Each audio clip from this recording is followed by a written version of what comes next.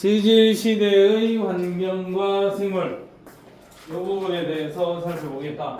지질시대다. 지질시대. 자, 일단 뼈대만 먼저 하나만 적어 놓을게요. 자, 뼈대 숫자 기억을 해라. 5.4 5억 4천만 년 전. 그 다음에 2.5 2억 5천만 년 전. 0.6 0.6억 년 전. 그러니까 6천만 년 전. 자, 이렇게 뼈대를 이렇게 나눠서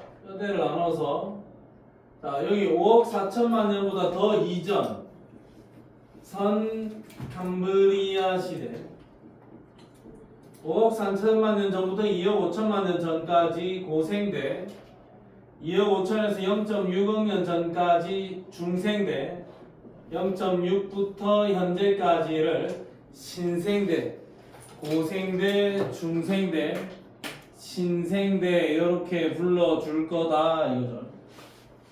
자, 일단 요 전체적인 시대적인 흐름은 알고 제일 먼저 나오는 거는 화석. 자, 화석이란 과거에 살았던 생물의 유해나 흔적, 뼈나 몸통 같은 거 이런 거 유해나 흔적, 기어다니는 흔적, 생물이 뚫어놓은 구멍, 공룡뼈, 공룡 발자국, 공룡이 기어다니는 흔적 이런 것들이 다 땅에 묻혀 있으면 화석이고, 화석은 주로 퇴적암에서만 발굴이 됩니다. 퇴적암에서만 발굴이 된다. 퇴적암 말고는 화석이 나올 리가 없습니다. 퇴적암에서 말고는 화석이 나올 리가 없다. 화성암이나 그 다음에 변성암에서는 화석이 나올 리가 없다. 퇴적암에서만 발굴이 된다. 자, 그러면 화석이 생성되는 과정은 생물의 유해나 흔적이 땅 속에 그냥 묻히면 안 되고 빠르게 묻혀야 된다. 생물 유해가 있는데 얘가 빨리 땅속에 안 묻히고 시간이 지나버리면 얘가 썩어버리잖아. 그럼 안 돼. 그 다음에 흔적도 공룡이 지나가는 발자국이 있는데 걔가 그대로 오래 있으면 발자국이 없어지겠죠. 신속하게 묻혀야 돼. 비교적 신속하게 묻혀야 돼요. 자, 그런 다음에 그 위에 퇴적물이 쌓여 오랜 시간이 지나면 화석화 작용을 받아서 화석이 될 거고, 그리고 어쩌다 보니 저 밑에 낮은 곳에 쌓여 있던 그 화석이 포함된 지층이 융기한다. 솟아오르는 거죠. 솟아올라서 여기에 공룡뼈가 하나 있었는데 땅이 깎여서 침식작용을 받다 보면 여기는 공룡뼈가 드러난다. 침식작용을 받아서 화석이 드러날 수 있다. 땅속에 묻힌 다음에 오랜 시간이 지나면 화석이 되는데 그 땅속에 있던 놈이 융기해서 침식작용을 받으면 화석이 드러난다. 그럼 우리 눈에 화석이 보이는 거죠. 화석의 생성 과정은 이렇습니다. 자, 그 다음에 요거 하나 기억을 해야 돼요. 시상화석, 그 다음에 표준화석. 요거 용어 정확하게 구분 지어서 기억을 해주면 됩니다. 시상화석, 표준화석. 자, 우선 먼저 표준화석부터 볼게. 표준화석은 지층의 생성 시기를 보여주는 화석이다. 생성 시기를, 얘는 고생대, 얘가 보이면 얘는 중생대, 얘가 보이면 신생대 이렇게 돼야 돼요. 자, 고생대, 중생대, 신생대 있는데, 자, A라는 생물은 고생대에 살다가 중생대까지 살다가 신생대 될 때 멸종. B라는 생물은 고생대, 중생대, 신생대까지 아직까지 살고 있습니다. 근데 C라는 생물은 고생대에는 없었는데 중생대에 생겨났다가 중생대 때 멸종되고 신생대에는 관찰되지 않음. 자, 이럴 수가 있다고. 자, 그러면 내가 땅을 팠는데 A 화석이 발견되었다. 근데 A는 고생대부터 중생대까지 살던 놈이죠. 그러면 이 땅이 고생대일 수도 있고 중생대일 수도 있는 거잖아. 언제라고 확정을 못 짓겠지. 근데 C가 발견이 되었다. 근데 C는 고생대는 없었고 중생대만 살다가 멸종했죠. 그러면 C가 발견되면 얘는 반드시 어느 시대다? 중생대다. 아, 그러면 중생대다라고 확인할 수 있는 녀석이네.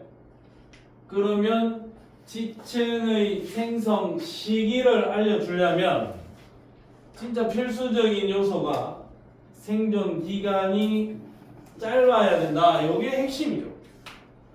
중생대에만 살다가 멸종해야 돼. 그냥 신생대까지 살면 얘가 중생대 땅인지 신생대 땅인지를 알 수가 없다 이거죠. 그리고 덤으로 표준 화석이 되려면 분포 면적이 넓으면 좋겠죠. 넓어야 한다는 아니야 사실. 넓으면 좋아. 필수적인 요소는 생존 기간이 짧아야 된다. 이게 핵심이야. 그 다음에 덤으로 분포 면적이 넓으면 좋겠어. 자, 표준 화석은 생존 기간이 짧으면서 분포 면적이 넓으면 좋겠다. 이거는 시대를 보여주면서.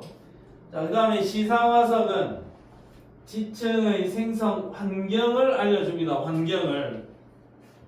그럼 시상 화석은 어때야 되느냐? 생존 기간이 길면 좋겠어. 지금도 살고 있으면 더 좋겠어요. 명확하게. 근데 핵심적인 요소는 분포 면적이 좁아야 된다. 특정한 어떤 환경에서만 살아야 된다.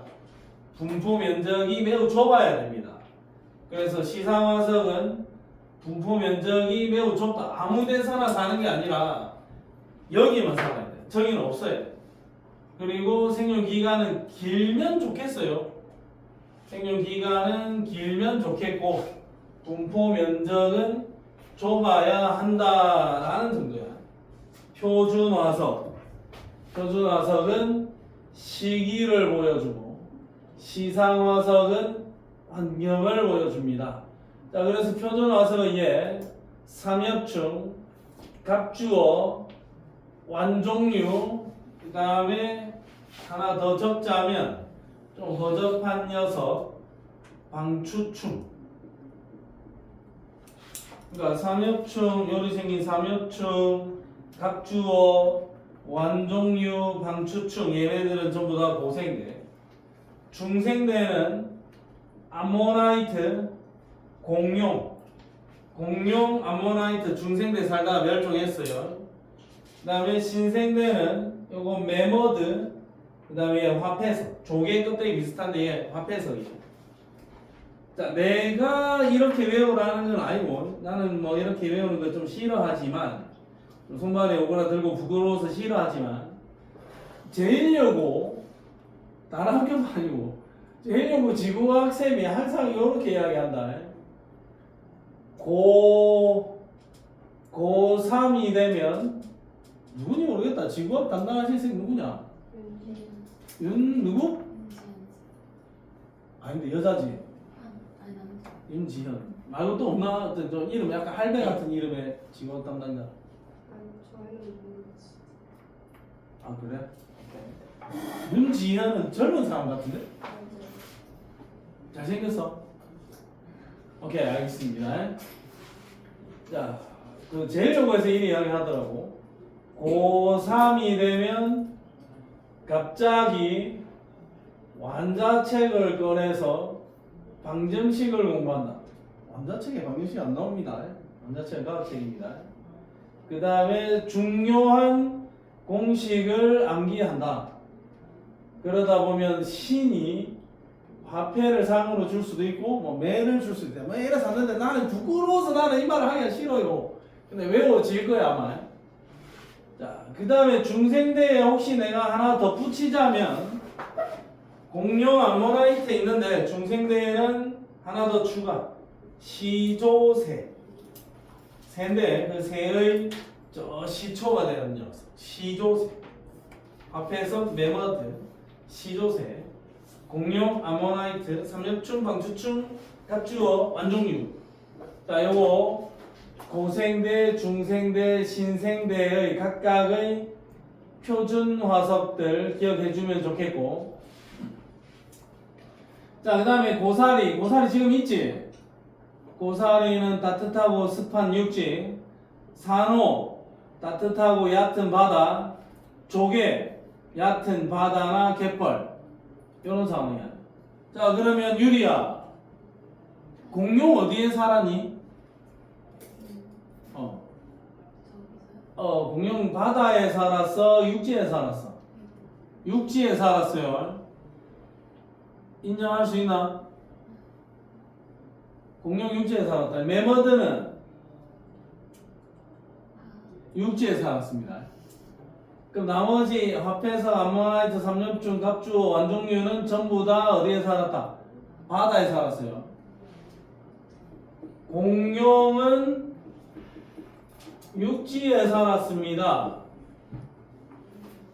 우리 제일여고 지금 한 졸업한 지 한 5년쯤 지난 학생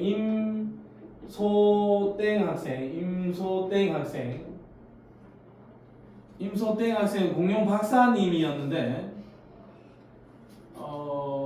온갖 공룡들의 이름을 다 알고 있더라고. 초등학교 때 재미 때 공룡 박사님이었어요. 임소땡 학생, 임소영 학생. 사실 임소현 학생인데. 걔가 공룡 박사인데 걔는 공룡은 육지에 사는 공룡은 누구 있고 바다에 사는 공룡은 누구 있다. 그래서 공룡 화석은 육지에서도 발견될 수 있고 바다에서도 공룡 화석이 출토될 수도 있다. 그 당시에 바다 환경에서도 공룡 화석이 발굴이 될 수 있다 라고 이야기를 했으나 제일여고 선생님은 죽었다 깨어나도 바다 환경에서 공룡 화석은 발견될 수가 없다라고 이야기를 하더라. 그래서 공룡 화석은 무조건 어디에서 발견이 될 거다? 육지에서만 발견이 된다. 육지에서만. 그래서 내가 혹시 이런 이의제기를 한번 해보세요.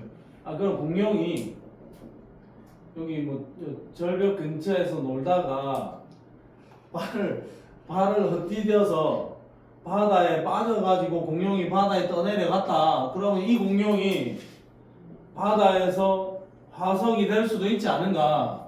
실제로 바다 환경에서 공룡 화석이 발견된 사례가 있지 않은가? 라고 내가 그 임소연 학생을 통해서 문서를 만들어서 선생님한테 보냈는데 그럴 일은 없다고 하더라. 그래서 공룡 화석은 무조건 어디에서 발견이 된다? 육지에서만 발견된다. 메머드 화석은 육지고 나머지 잡탕들은 전부 다 어느 환경이다? 바다 환경이다. 바다 환경이다. 알겠죠? 그럼 공룡하고 메머드만 아니지. 공룡하고 메머드만 육지고 나머지는 싸그리 다 바다야. 알겠죠? 자 그러면 시상화석 자 그러면 이제 여기 시상화석 표준화석까지 이야기했고 여기서부터 쭉 같이 시리즈로 연결이 되는 겁니다. 화석을 통해서 알 수 있는 것이 뭐냐? 지층이 생성될 당시의 환경 그 다음 뒷페이지에 지층의 생성 시기 생물의 진화 과정 과거의 대륙 이동 과거 바다와 육지 환경 그 다음에 과거의 기후변화 여기까지를 화석을 통해서 우리가 확인할 수가 있다 이거죠. 화석을 통해서 확인해 볼 수가 있다.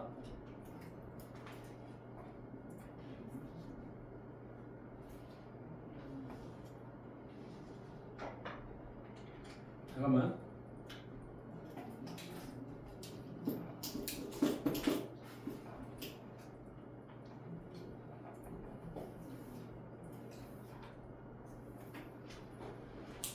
그러면 여기까지 다 알 수 있어요. 그럼 혹시나 뭐 서술형에서 그 화석을 통해서 알 수 있는 사실 5가지를 쓰시오 이렇게 낼 수도 있는 거죠. 좀 짜증나게. 자 그러면 하나하나 한번 보겠습니다. 지층이 생성될 당시의 환경은 시상화석을 통해서 확인합니다. 근데 우리가 아는 시상화석, 시험 문제에 출제되는 시상화석은 고사리. 고사리는 따뜻하고 습한 육지 환경입니다. 조개, 얕은 바다나 갯벌입니다. 산호는 따뜻하고 얕은 바다입니다. 이런 것들을 보여준다라는 거죠. 그러면 시상화석을 통해서 당시에 이 지층이 생성될 그 환경을 추정해 볼 수가 있다. 시상화석은 나올 게 고사리, 조개, 산호 이거 3가지 말고는 없습니다. 자, 그 다음에 화석을 통해서 우리가 알 수 있는 것은 지층의 생성 시기를 확인할 수 있다. 표준 화석을 이용을 해서 생성 시기를 알 수 있다. 고생대, 삼엽충, 완종류, 갑주어, 방추충 여기까지 고생대. 암모나이트 얘는 중생대. 화폐석 얘는 신생대. 시기를 확인할 수 있다. 표준 화석을 통해서 정확한 시기를 추정해 볼 수가 있습니다. 그 다음에 생물의 진화 과정도 확인해 볼 수가 있다. 자, 지층에서 발견된 화석을 통해 큰 틀에서의 생물의 진화 과정을 파악을 할 수 있다. 옛날에는 무척추 동물이었고 그 최근에는 척추 동물인데 어류, 양서류 다음에 파충류, 조류, 포유류 등이 발전해 왔더라. 제일 먼저 등장한 것은 어류고 어류 다음에 양서류 다음에 파충류 등장. 그 다음에 조류와 포유류 등장. 이렇게 진화해가는 과정을 알 수 있다. 알겠니 태호야?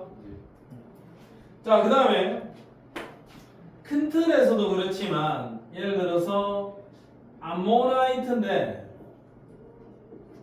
암모나이트는 중생대에 살았는데 중생대 초기에 있던 녀석과 중생대 중기랑 중생대 말기를 비교해보면 초기에는 암모나이트가 요랬는데 말기에는 요래 변해 갔을 수도 있다 이거죠. 초기에는 베베 꼬인 게 좀 촘촘하게 생겼었는데 말기에는 이 꼬인 것의 간격이 초기 때보다 훨씬 더 넓어졌을 수도 있다 이거죠. 그래서 암모나이트 초기, 중기, 말기의 진화 과정을 확인할 수도 있고 아니면 전체적인 생물의 진화 과정도 확인해 볼 수가 있다라는 이야기야. 자, 그 다음에 과거 대륙의 이동. 멀리 떨어진 화석을 비교해서 과거 대륙의 분포 변화를 추론할 수 있다. 가장 많이 나오는 게 중학교 책에도 나왔던 게 이 메소사우루스 화석하고 글로소프테리스 화석 이 2개를 비교해 보는데 글로소프테리스 화석이 각 대륙에서 글로소프테리스 화석의 흔적이 발견되더라. 이건 식물이야, 식물. 자, 발견이 되었는데 그 발견된 위치들이 각 대륙에 이런데 글로소프테리스 화석이 보이더라 이거야. 그 연결고리를 이렇게 가볍게 부드럽게 연결을 시켜보면 각 대륙이 이런 형태로 배치가 되면 글로소프테리스 화석의 분포가 아주 부드럽게 연결이 되더라. 그래서 아프리카는 여기서 이리로 이동을 했고 남아메리카는 여기로 갔고 인도 대륙은 여기로 갔고 오스트레일리아는 여기로 갔고 남극 대륙은 여기로 갔다. 그러면 과거에는 이렇게 한 덩어리였던 대륙이 현재는 각자의 위치로 떨어져 나갔구나 라는 걸 추정할 수 있다 이거죠. 물론 빙하 연구를 통해서도 확인할 수도 있다. 과거의 어느 시점에 한 덩어리였던 이 거대한 대륙을 부르는 명칭은 세 글자. 한나연 뭐니? 아, 잘 모릅니까? 지금 기억하자. 예서 뭐니? 오케이. 알지? 오케이. 유리. 몰라? 오케이. 그럼 자, 지금 기억이 나나. 요거 판게아. 과거에 모든 대륙들이 한 덩어리로 뭉쳐 있었던 이 초대륙의 이름을 판게아라고 이름을 붙였고, 이 판게아는 고생대 말기에 형성되었습니다. 고생대 말기에 초대륙 판게아가 형성되었다. 지금으로부터 약 2억 5천만 년 전에 하나의 거대한 대륙으로 모여 있었는데, 그게 고생대 말기고, 요 대륙의 이름을 판게아라 한다. 기억을 합시다. 판게아. 하나의 거대한 대륙 판게아. 대륙의 이동 방향을 추정해 볼 수가 있다. 대륙의 이동 방향을 추정해 볼 수가 있다. 아, 그렇구나. 자, 그 다음에 과거에 바다였는지 육지였는지를 확인할 수 있습니다. 자, 삼엽충, 완종류, 갑주어, 방추충, 암모나이트 합해서 산호조개 얘들 발견되면 전부 다 바다였다. 공룡, 매머드, 고사리 당연히 육지고, 소철나무, 참나무, 식물들 발견되면 이거 전부 다 육지 환경이다. 공룡, 매머드, 육지 환경입니다. 바다에서는 공룡, 매머드 없다. 바다에 사는 공룡은 없다. 그냥 바다에 사는 공룡 없다. 그 쌤이 훌륭한 선생님입니다. 그 쌤이 자꾸 이렇게 줘. 바다에 사는 공룡은 공룡이 아니고 어룡이라고 부르는 거야. 물고기 어자에 들어가고 공룡으로 분류하지 않아. 라고 해가지고 우리 학생이 굉장히 열받아가지고 선생님하고 뭐 싸우네 만에 한판 뜰까요 말까요 뭐 이래서 하는데 결국 점수 못 받았습니다. 어룡이라더라. 그래서 공룡은 반드시 어디에 살았다? 육지에만. 대신 잘 받아야 됩니다. 세트 잘 써야 되네. 유리 이번에 시험 치고 그 소파에 좀 앉아 있었나? 그 소파 엄청 편해 보이더라 진짜. 그럼 그 집에 딱 한 개 있는 거야. 그 소파 의자 1인용 소파. 그럼 좀 엄청 편해 보이던데. 주로 네 자리야. 아 그래. 아빠는 니를 위해서 하나 사준 거야. 아 그건 아니고. 공룡 매머드는 주로 육지 환경. 나머지 얄구지게 생긴 아이들은 바다 환경이란 걸 보여줘.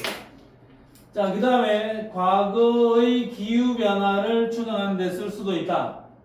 자, 기후변화를 추정할 때는 이 꽃가루 화석이 많이 보이면 좀 따뜻했을 것이다. 유공충 화석을 분석을 해서 좀 따뜻했는지 추웠는지를 추정해 볼 수가 있다. 자, 그리고 여기에서는 내가 지금은 설명을 안 하겠지만 굳이 혹시 이 부분을 수업할 것으로 예상되는 윤지연쌤, 요 쌤이 산소, 동위, 원소, 비, 산소, 동위, 원소 요 이야기를 좀 디테일하게 하는지 안 하는지에 대한 체크가 필요합니다. 요 이야기를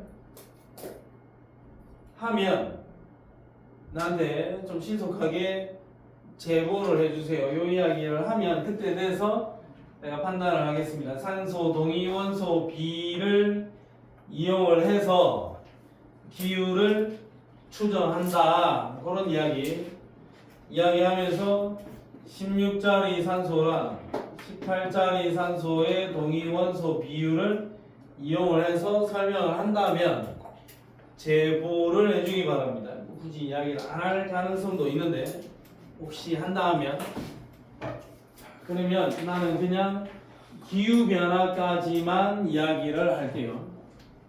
자, 그러면 여기 화석이 발견되었는데 야가 누구니? 얘 삼엽충이다. 삼엽충은 어느 시대?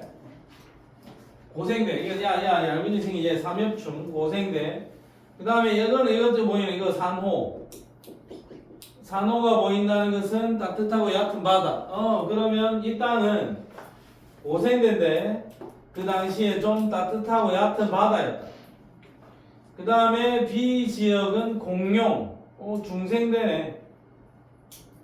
그 다음에 C 지역은 고사리.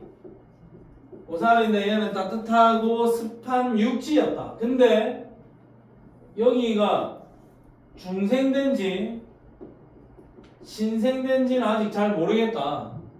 중생대보다 그 다음인데 저 구역까지가 아직 중생대인 건지 아니면 신생대로 넘어간 건지는 판단할 수 있는 근거는 없어요.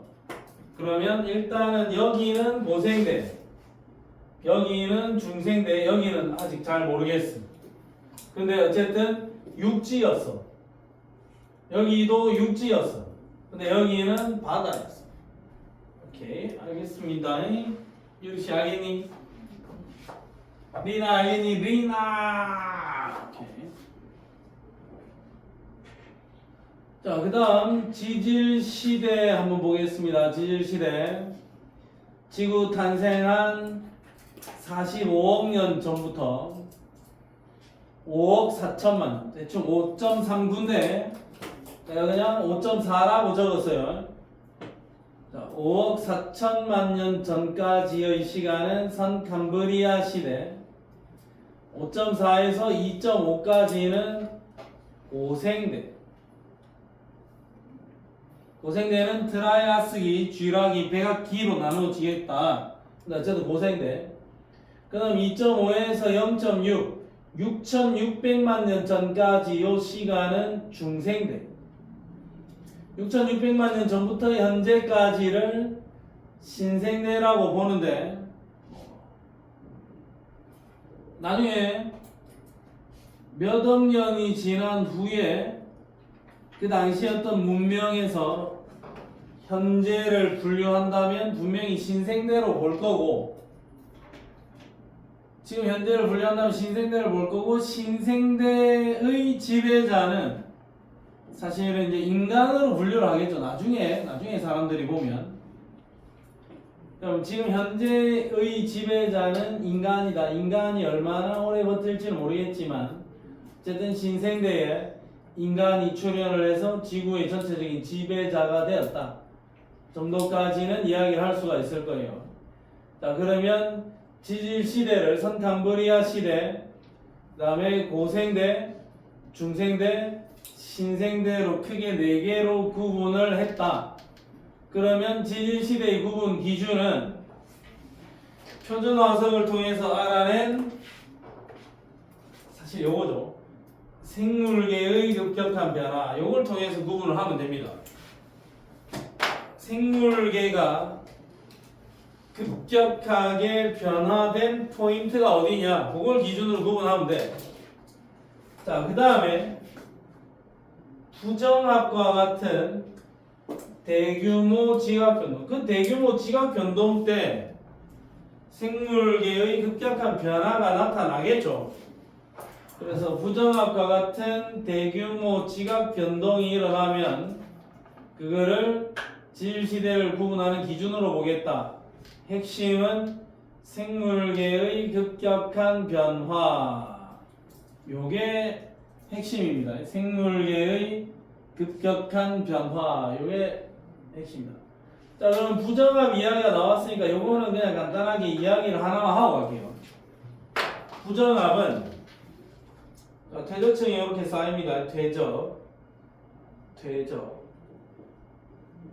자, 1번 퇴적물 쌓이고, 그 다음에는 2번이 쌓이고, 그 다음은 3번이 쌓이고, 그 다음은 차곡차곡 4번이 이렇게 쌓여갔습니다. 순서대로 1번 다음에 2번, 2번 다음에 3번, 3번 다음에 4번 순서대로 이렇게 차곡차곡 쌓여가면 얘를 정합이란다. 정합. 자, 이렇게 퇴적이 잘 되고 있었는데 얘가 갑자기 지각 변동을 받으면서 솟아올랐다. 윤기가 일어났다. 그러면 얘가 이제 더 이상 쌓이는 위치가 아니라 저 위로 솟아올랐죠. 바닷속이 아니라 저 어디 산꼭대기가 돼버린 거지. 자, 윤기가 일어났다. 그러면 바람 불고 물 흐르고 하다 보면 침식작용이 일어나서 요 위쪽에 있는 퇴적층들의 일부가 침식작용에 의해서 3번, 4번 퇴적층이 깎여 나가버렸다. 없어졌다. 그러다 또 지각 변동을 받아서 침강이 일어나서 여기 있는 이 퇴적층이 3번, 4번은 깎아 먹었고 퇴적층이 저 바다 밑에 내려갈 수도 있다. 그러면 그 위에 다시 퇴적이 일어나겠죠. 그럼 그 위에 퇴적층이 일어나는데 여기 5번 퇴적이 될 거다. 그럼 그 위에 또 퇴적이 되면 6번 퇴적층이 될 거다 이거지. 그러면 2번과 5번 사이에 어떤 일이 있었냐? 요 일이 있었다고. 윤기 침식 침강. 자, 2번 퇴적층이랑 5번 퇴적층 사이에 윤기 침식 침강이 있었다 이거죠. 그러면 여기 있는 요 경계선은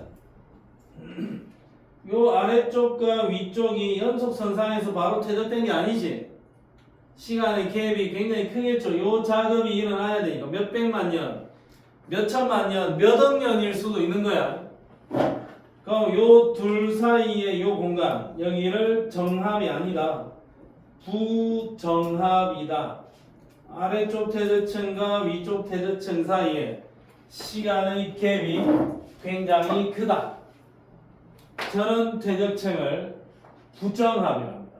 부정합과 같은 대규모 지각 변동. 생물계의 급격한 변화 또는 부정합과 같은 대규모 지각 변동을 기준으로 지질 시대를 구분하는데 선캄브리아 시대, 고생대, 중생대, 신생대로 구분을 하고 선캄브리아 시대에는 화석이 거의 발견되지 않습니다. 발견되지 않는 이유는 나중에 또 나온다. 여기다 또 한번 끄어볼게요. 첫 번째, 일단 생물의 개체수가 굉장히 적었고 선캄브리아 시대의 화석이 많이 발견되지 않는 이유는 그 당시에 생물의 개체수 자체가 적었고 생물이 있다 하더라도 단단한 권력이 없었다. 그래서 화석이 잘 안 됐고 그리고 시간이 너무 오래가 됐잖아요. 만약에 화석이 되었다 하더라도 오랜 시간 동안 지각 변동과 풍화작용을 받아서 그 생성되었던 화석이 다 사라졌을 것이다. 진짜 기적적으로 화석이 남아있을 수도 있는데 그럴 가능성이 너무 적다. 그래서 선캄브리아 시대의 화석은 거의 발견되지 않습니다. 근데 선캄브리아 시대 화석하면 스트로마톨라이트, 에디아카라 동물군 두 개 딱 용어가 있습니다. 그것만 기억하면 돼. 자, 생물계의 큰 변화를 기준으로 고생대, 중생대, 신생대로 구분을 한다. 선캄브리아 시대가 시간은 제일 길고 그 다음에 고생대, 중생대, 신생대로 이렇게 나누어질 거다. 자, 그러면 이 그림을 보면 굳이 가나다라마 5개의 퇴적층을 내가 2개로 나누자면 어디를 경계로 해야 되나? 여기는 A 멸종, 여기는 C 생겨남, E 멸종, F 생겨남. 여기서도 얘가 생겨났는데 여기서 생겨났지만 그래도 여기에서 여기를 기준으로 위아래의 생물계의 변화가 가장 크죠. 그러면 굳이 우리가 지질시대를 가나다라마에서 지질시대를 구분하자면 여기 있는 이 아래쪽이랑 이 위쪽으로 구분하는 게 적절할 것 같다. 그래서 이 아래쪽이 혹시 중생대라면 이 위쪽은 신생대입니다. 이렇게 구분을 하는 게 가장 적절할 것 같아요.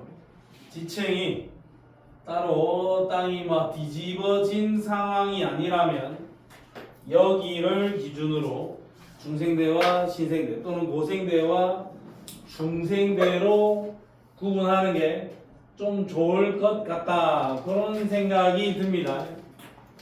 자, 오케이, 좋습니다. 잠깐 1분간만 휴식을 하고 달리겠습니다. 잠깐. 예린아! 부회장! 파이팅! 동영상 촬영 중입니다. 자, 오케이. 자, 요거 이제 설명하고 문제 몇 개 풀게. 오늘 설명할 내용이 참 많아요. 자, 선캄브리아 시대, 고생대, 중생대, 그리고 신생대까지 각 시기별로 특징들을 다 외워야 됩니다. 정리해야 돼요. 자, 선캄브리아 시대는 사실 정확하게 추정할 수는 없지만 진짜로 아마도 여러 차례 빙하기가 있었을 것으로 추정.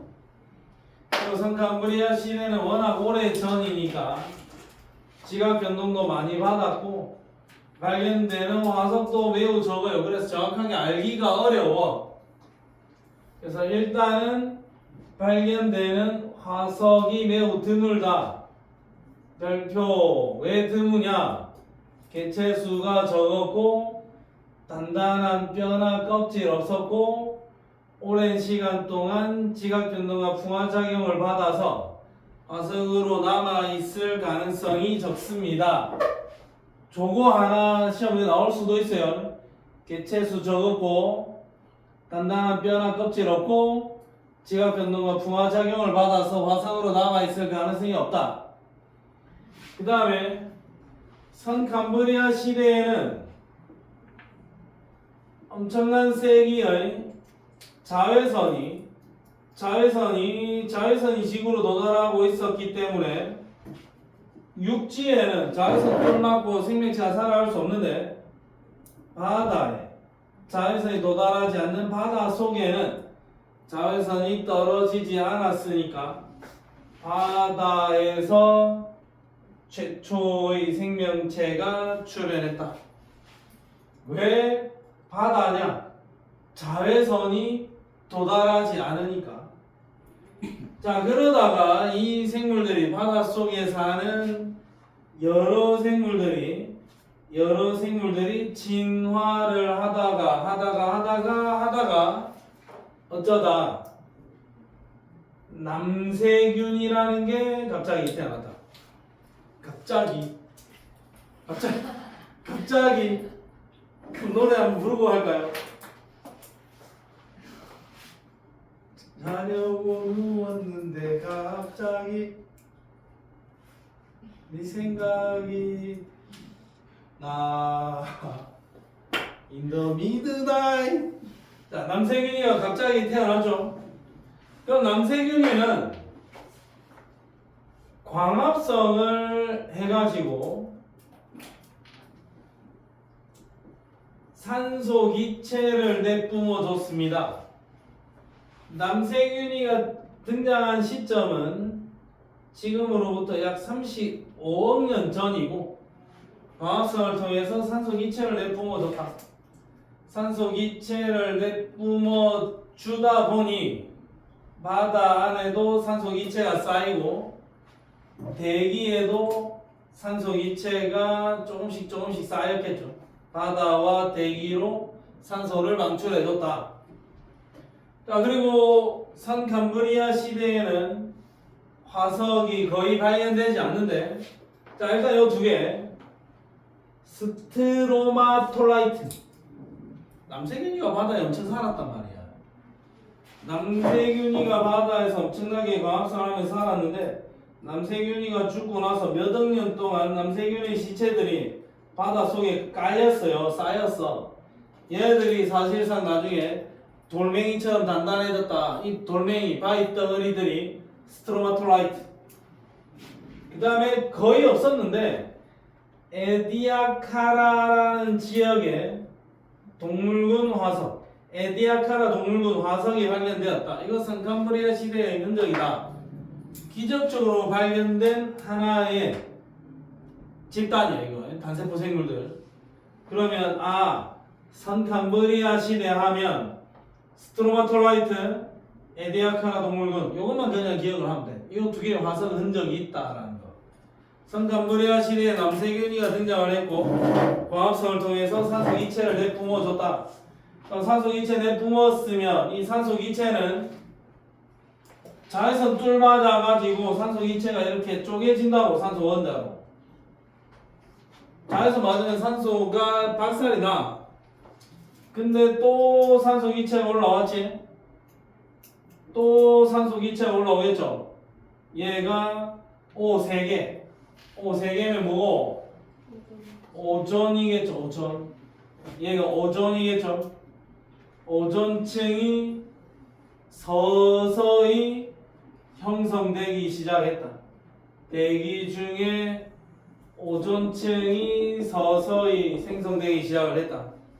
그리고 선캄브리아 시대에는 육지에는 아직 생물이 없다. 절대 없다. 바다에만 생물이 있다. 그럼 선캄브리아 시대에 대한 내용 정리는 여기까지 끝. 자, 그 다음으로 가겠습니다. 자, 이제 고생대가 왔어.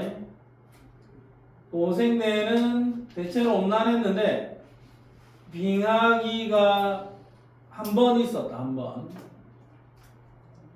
그리고 그 고생대 말기에 판게아가 형성이 되었다. 판게아가 형성이 되는 그 시점에 빙하기까지 사실상 겹친 거야. 그러니까 그 당시에 요 시기에 2억 5천만 년, 한 3억 년 전에 판게아가 형성이 되고 우연히 덤으로 그때 빙하기까지 겹친 거야. 그럼 빙하기에 판게아까지 겹치니까 요때 대멸종이 일어났어요. 그래서 요 시기에 고생대가 그냥 마침표를 찍은 겁니다. 고생대 끝. 그럼 고생대 말기에는 판게아 플러스 빙하기야. 그러면 판게아가 형성되니까 일단 서식할 수 있는 공간들 굉장히 줄어들겠죠. 대륙이 한 덩어리가 돼버리니까 여기는 아무도 없고 여기만 몰려서 살아야 되잖아. 그럼 일단 서식 공간 부족. 그 다음에 빙하기까지 겹쳤으니까 역사상 최대 폭의 대멸종이 일어납니다. 여태. 그때 고생대가 끝나는 거야. 자, 그러면 고생대는 전반적으로 해양 생물의 종의 수가 폭발적으로 증가했다. 왜냐하면 광합성을 통해서 대기의 산소 농도가 증가했으니까 산소 호흡을 하는 생물들이 대거 출현을 했다라는 이야기고, 그 다음에 고생대를 지나면서 대기 중에 오존이 굉장히 이제 누적이 되기 시작을 했어요. 그럼 오존이 누적이 되면 오존층에서 지표로 떨어지는 이 자외선을, 오존층에서 자외선을 상당량 흡수를 해버리더라. 그럼 오존층에서 자외선을 흡수를 해버리더라. 그럼 자외선이 이제 육지로 크게 안 떨어지지. 그러면 오존층에서 자외선을 차단했기 때문에 고생대에 육상생물이 등장을 했다. 육상생물이 고생대에 등장을 했다. 최초 육상생물은 양서류 이야기부터 해야 되겠죠. 고생대 말기에 대멸종이 있었다. 자, 바다에는 삼엽충, 방추충, 완종류, 필석, 어류. 어류는 갑주어, 양서류, 곤충류. 그 다음에 양치식물, 번창, 거시식물, 출현. 자, 양치식물, 거시식물은 식물의 진화 과정을 보여줍니다. 자, 보세요. 최초 식물이 지구에 태어났는데 최초 태어난 지구의 식물은 종자로 번식하는 게 아니라 포자로 번식하는 식물들이더라. 종자라는 개념이 만들어지지 않았어요. 그러니까 지금 우리로 치면 어떤 식물의 그 씨라는 게 없다라는 거예요. 그러면 종자 말고 포자로 번식하는 이 식물이 양치식물이야. 그 시간이 좀 지나니까 포자로 번식하는 거는 번식의 효율이 좀 떨어지더라. 그래서 종자를 만들어서 그 종자가 만들어진 씨앗을 통해서 번식을 하면 번식 효율이 좀 더 높아지더라. 근데 이때는 종자가 겉으로 드러나 있어. 그러니까 씨를 보호해주는 주머니, 씨방이 없었다.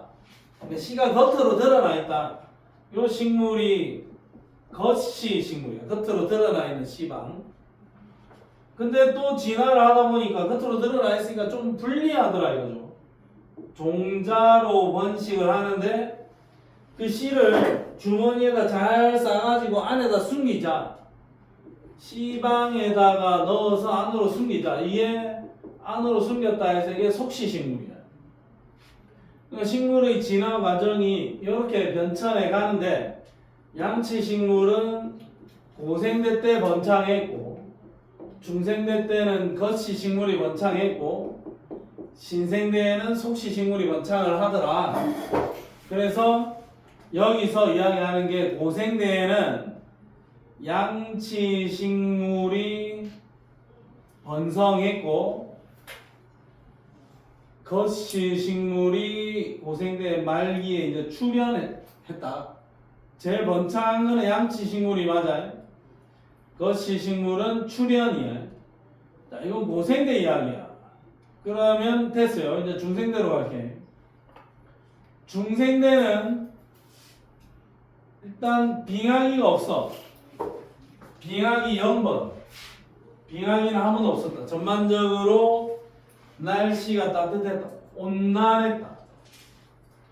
그리고 고생대 말에 만들어진 판게아가 서서히 분리되면서 대서양, 인도양이 형성되었다. 그리고 남반구에 있던 인도 대륙이 북반구 지역으로 북상하였다. 수륙 분포의 변화가 나타나기 시작했네. 판게아가 분리되면서 여러 대륙으로 갈라졌고 대서양, 인도양 형성되었고 남반구에 있던 인도 대륙이 북반구로 올라왔다. 그럼 대륙이 각 지역으로 흩어져 나간 거지.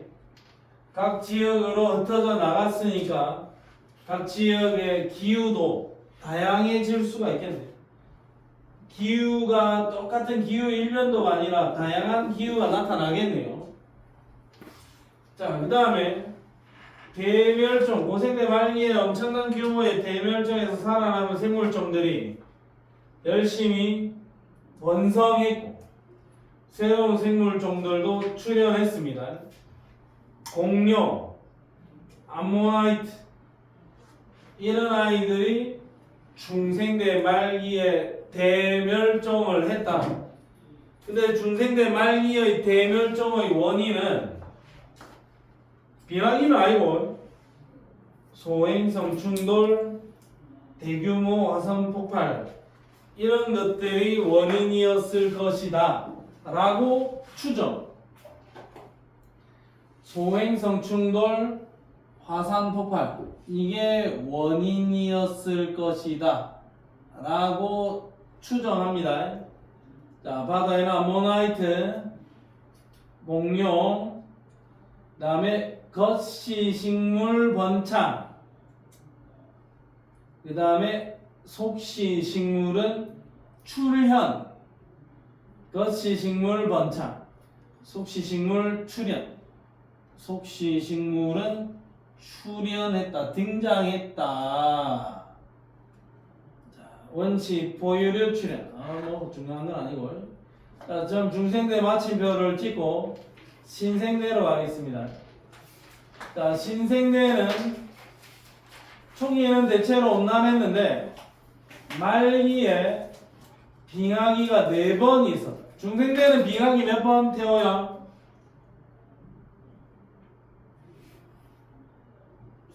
없었고, 고생대에는 한 번, 신생대에는 4번의 빙하기가 있었다. 알겠니, 유리야? 신생대 빙하기 몇 번? 4번. 그러면 빙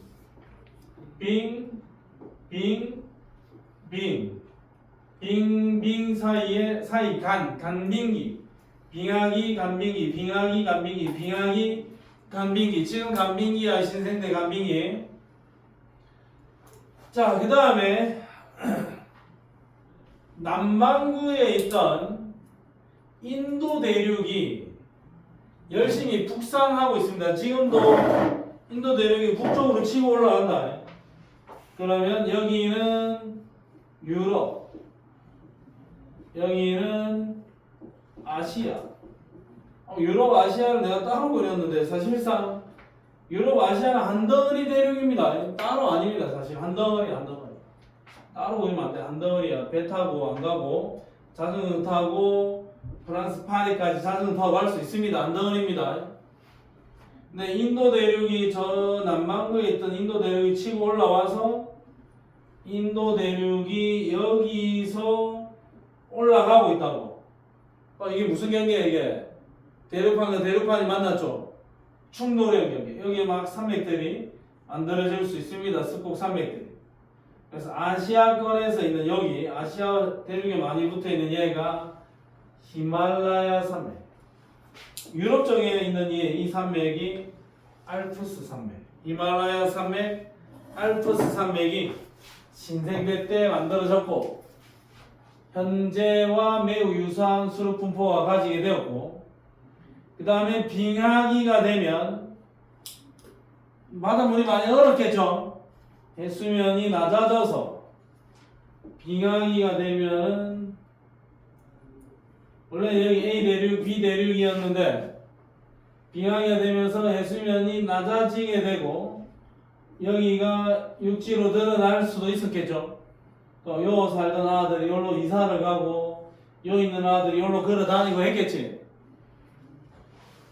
해수면이 낮아지면서 바다였던 곳이 육지로 드러나게 되고 그때 생물들이 여러 대륙으로 이동을 했다. 돌아다녔다 이거죠. 넓은 초원을 이루었고 현재와 유사한 생물종을 이루었다. 화폐석, 매머드, 포유류, 속시식물 번창. 그 다음에 말기에 인류의 조상 출현. 신생대 때 말기에 인류의 조상이 출현했다. 지금까지 사실 신생대죠. 자, 화폐에서 매머드, 속시식물, 히말라야 산맥, 알프스 산맥. 오케이. 자, 그 다음에 시대별 평균 기온의 변화인데, 자, 봐라. 조금 좀 애매하긴 한데, 전체적으로 봤을 때 중생대는 지금 현재와 비교했을 때 중생대는 기온이 상당히 높아요.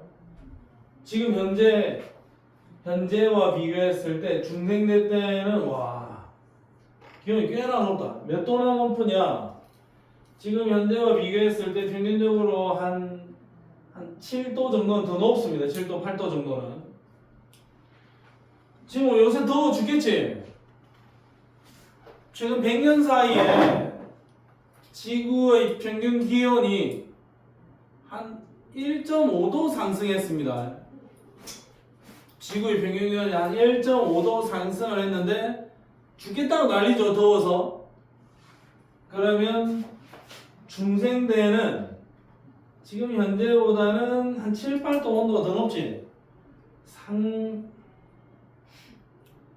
상당히 기온이 높았을 거야.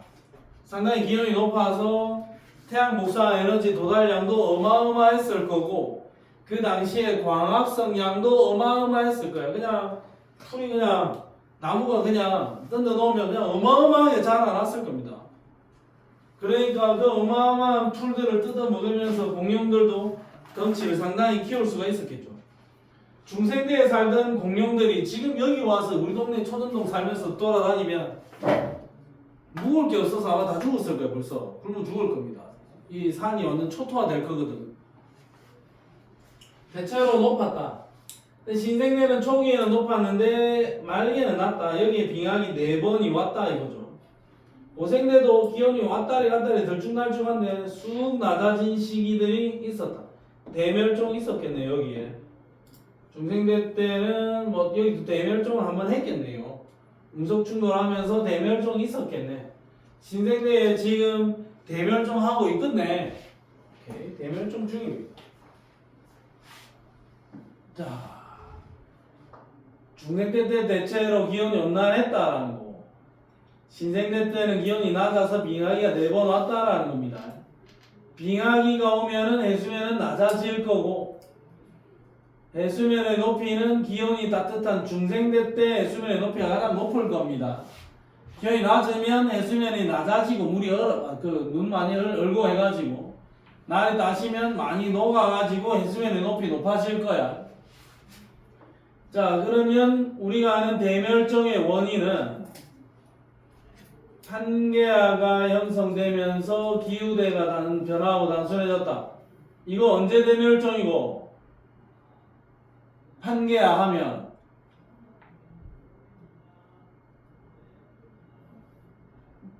고생대 말기의 대멸종이죠. 자, 그 다음에 소행성 충돌이나 화산 폭발 이런 것들이 원인이었을 거는 뭐고? 중생대 때 말기의 대멸종을 원인으로 보는 거죠, 얘들은. 자, 소행성 충돌하면 먼지 쌓여. 먼지가 햇빛을 차단해. 그럼 광합성 안 돼. 굶어 죽어. 화산 폭발하면 화산재가 햇빛 차단해. 그러면 기온 낮아져. 광합성 안 돼. 굶어 죽어. 이렇게 갈 수 있는 겁니다. 그래서 화산 폭발을 하면 화산재가 햇빛 차단해서 기온이 하강한다. 그 다음에 화산가스가 대기로 유입되면서 산성비도 내린다. 그러면 죽는 겁니다. 우리가 생각했던 것 이상이야. 요 당시의 지질시대의 느낌은, 내가 전에 유튜브를 좀 좋아하는데 유튜브를 보니까 우리가 지금 장마철인데 장마가 한 3주 정도 지속이 됩니다. 장마가. 근데 중생대 때 일어난 또는 고생대 때 일어난 장마는 200만 년 동안 지속된 장마. 200만 년 동안 장마 기간이었대. 그러니까 뭐 매일매일 엄청난 양의 비가 내렸겠지. 그 과정 속에서 생물계에 거대한 변화가 나타났다라는 이야기야. 그래서 우리가 생각하는 스케일의 이상이야. 자, 화산 폭발하면 이 당시에 대멸종을 일으킬 만한 화산 폭발이라면은 저 어디 화산 폭발해서 뉴스에 잠깐 나오고 말 정도가 아니다 이거죠. 화산 폭발이 몇만 년, 몇십만 년 동안 분화구가 화산이 터져가지고 지구 전체의 기후의 변화를 일으켰다 이거죠. 그러니까 대멸종이 일어나는 거야. 단순히 저 아이슬란드 미님이 화산 폭발하는 그런 느낌이 아니다 이겁니다. 자, 엄청난 규모다. 자, 그래서 대멸종을 우리가 분류하기를 대멸종은 총 5회로 본다. 고생대 때 하나, 둘, 셋. 오케이. 고생대 때 3번. 그 세 번째 대멸종 때 고생대 끝. 중생대 때 하나 둘 끝. 중생대 때 대멸종 두 번. 그 두 번째 대멸종 때 중생대 끝. 고생대에 세 번. 중생대에 대멸종 두 번. 토탈 대멸종은 다섯 번. 고3 중2 고3 중2 다음 병이 있는 아이들이죠. 고3병 중2병. 그래서 중2병이 아니고 요새는 초5병 이래 해야 되겠다. 초5병 미친 건 아니죠. 초 5학년쯤으로 추천되는 아이들 초등동에 콩짝콩짝 새끼들 내 진짜 막 좀 때리고 싶다 막 하다가 비비탄총을 하나 사가지고 그 요새도 돌아다니는데 자전거 타고 그 음악 익숙하게 콩짝콩짝 하면서 도로 한가운데 자전거 타고 다니는 초5로 추천되는 녀석들이 있어요. 자들 커서 좀 뭐가 될까 하는 좀 걱정입니다. 신호도 안 지켜 무시해. 차가 와도 도로 한가운데 다녀. 태호야 네. 본 적 있나? 네. 그런 아들 고등학교 형님들이 좀 잡아야 되는 건가? 내가 잡기에는 좀 그렇잖아. 그런 아들이 고등학생 형님들이 무서워서 까치지 못해야 되는데 요즘 고등학생 형님들이 그 아들을 안 때려잡더라고. 그러니까 잼민들이 설치고 다니고 있습니다. 내가 옛날 같았으면은 옛날에 그럼 초등학교 잼민들 어디서 설치하고 고등학교 형님들이 걸어 다니고 있는데 안 그래 예서야? 우리 제일여고 아이들 합심해서 그런 아들 한번 잡으러 갈까?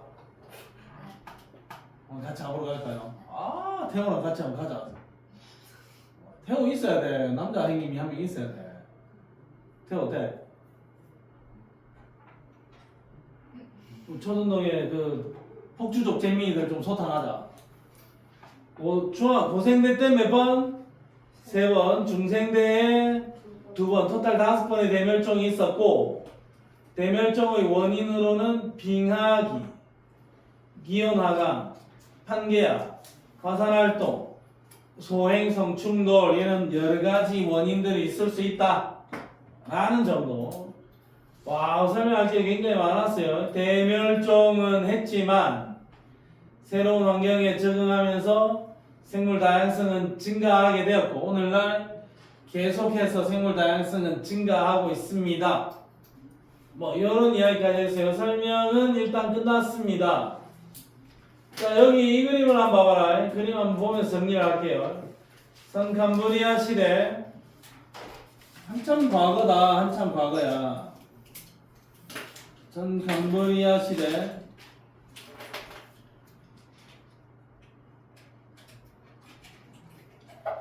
선캄브리아 시대의 남세균 스트로마톨라이트 될 거고 에디아카라 동물군까지 이야기하면 선캄브리아 시대는 끝. 자, 고생대 삼엽충, 갑주어, 완종류, 필석, 방추충, 육상생물 출현, 양치식물 번창 끝. 자, 중생대에는 암모나이트, 공룡, 파충류의 시대, 거치식물 번창 중생대 끝. 신생대에는 화폐석, 매머드, 속시식물 번창 하면 신생대 끝. 신생대에는 빙하기 4번, 중생대에는 빙하기 0번, 고생대에는 빙하기 1번 있었다라고 보면 돼요. 빙하기 횟수까지 정확하게 기억을 해주면 되겠다. 자, 그러면 기분 좋게 한 문제 풀어보겠습니다. 19번 20쪽에 19번 대멸종 이야기 한번 보겠습니다. 자, 스타트.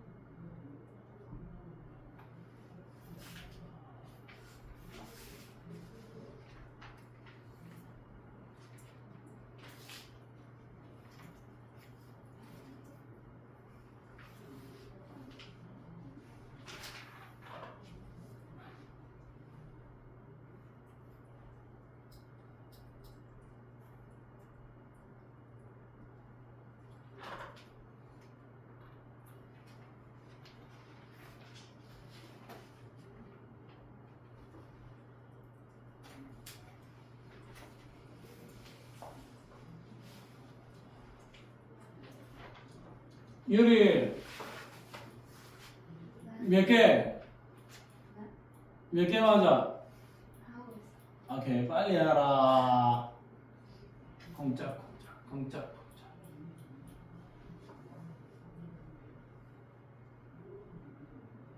태호, 몇 개 맞아?